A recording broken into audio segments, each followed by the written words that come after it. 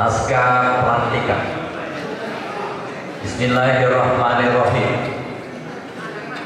Dengan memanjatkan puji dan syukur kehadirat Tuhan Yang Maha Esa, pada hari ini Rabu tanggal 27 September tahun 2023, saya penjabat Wali Kota Palembang dengan ini secara resmi melantik saudara-saudara sekalian sebagai Ketua Rukun Tetangga dan Ketua Rukun Warga di Kecamatan Sukarami, Kota Palembang, masa jabatan 2022-2027 dan 2023-2028. Saya yakin dan percaya bahwa saudara-saudara akan melaksanakan tugas sebaik-baiknya sesuai dengan tanggung jawab yang dibebankan di atas pundak saudara-saudara sekalian.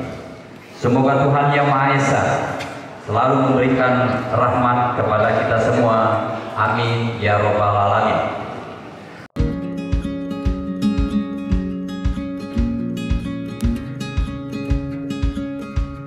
Menjadi ketua itu